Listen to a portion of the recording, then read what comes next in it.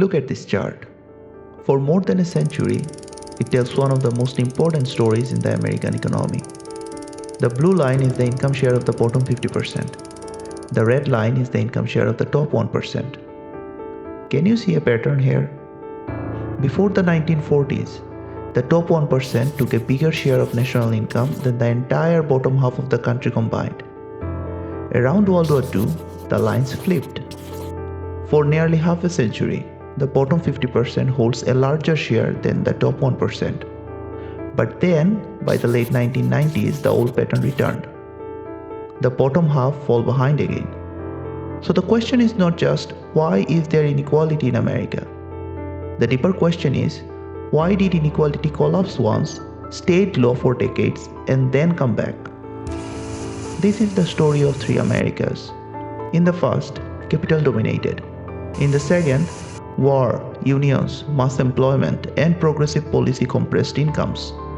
In the third, deregulation, weaker labor power, financialization, and elite pay systems rebuilt concentration at the top.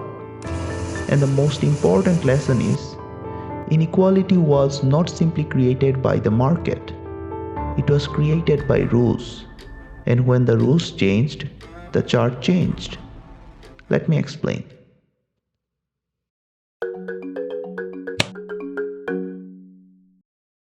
Before the 1940s, America had a very different economy.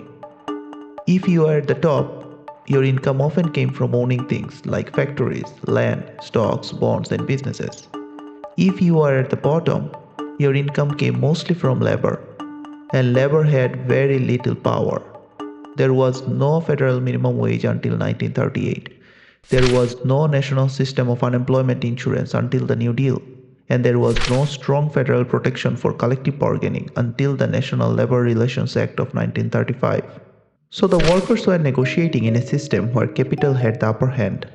Employers owned the factories, workers needed the jobs.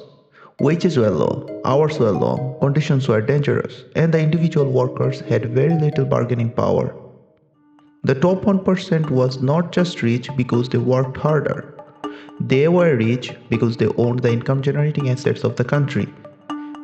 They were collecting dividends, profits, rents, and capital income.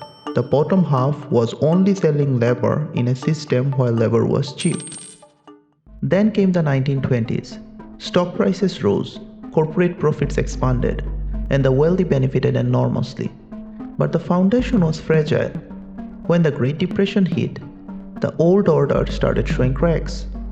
Businesses failed, dividends collapsed, and unemployment exploded. The top 1% was damaged, but the bottom half was devastated. And that should be the turning point we are talking about, right? Not really. The Great Depression alone didn't reduce inequality. It created crisis. The real transformation came when crisis turned into institution building. That brings us to the second phase. The 1930s and 40s changed the rules of economy. First came the New Deal. The government began building a labor floor. The National Labor Relations Act protected collective bargaining. Social Security created old age insurance and unemployment insurance. The Fair Labor Standards Act created a federal minimum wage and maximum work week. These policies did not instantly flip the chart, but they changed the balance of power. For the first time, the federal government was no longer simply protecting property and contracts. It was also protecting workers. Then came World War II. The United States moved from mass unemployment to full employment. Factories were running at maximum capacity. Millions of workers were pulled into wartime production. Women entered factories in large numbers. Black workers moved into industrial jobs, although still facing major discriminations. Workers who had been desperate for jobs in the Depression were suddenly essential to national war machine. And full employment changes bargaining power. When unemployment is high, workers compete against each other. When unemployment is extremely low, employers compete for workers. This was not a normal labor market. This was an emergency economy. An emergency economy changes the rules. The government did not simply let wages and price run wild. It created wartime institutions to manage the economy. One of the most important was National War Labor Board. The board helped control wage increases, but not in a natural way. Its wage policy often froze higher wages while allowing lower paid workers to catch up. So the bottom could rise while the top was restrained. That is compression. Not everyone became equal, but the gap narrowed. At the same time, tax policy changed dramatically. The Revenue Act of 1942 expanded the income tax to million more Americans. The current Tax Payment Act of 1943 created paycheck withholding. And for the top 1%, the tax rate increased to levels that are almost unthinkable today. So the flip around the early 1940s was not caused by one magic policy. It was caused by the collision of four forces. The Depression weakened capital income. The New Deal strengthened the labor institutions. World War II created mass employment, and progressive taxation made it harder for the top to immediately recapture the national income share. But the compression didn't end when the war ended. It lasted for decades. Because the post-war economy kept many of the equalizing institutions alive. Unions remained strong. Manufacturing jobs paid middle-class wages. Executive pay stayed relatively restrained. Public investment expanded. College education became more accessible. This was the America of the post-war bargain. You can work in a factory, join a union, with the salary you can buy a house, support a family, and participate in the economic growth of the country. Of course, this story has serious caveat. Mid-century America was more equal in aggregate income statistics, but it was not equally open to everyone. African Americans were excluded from many housing markets. Redlining restricted credit. The GI Bill was administered in ways that often reinforced racial inequality. Women faced legal and cultural barriers in the labor market. So the second regime was not a perfect golden age.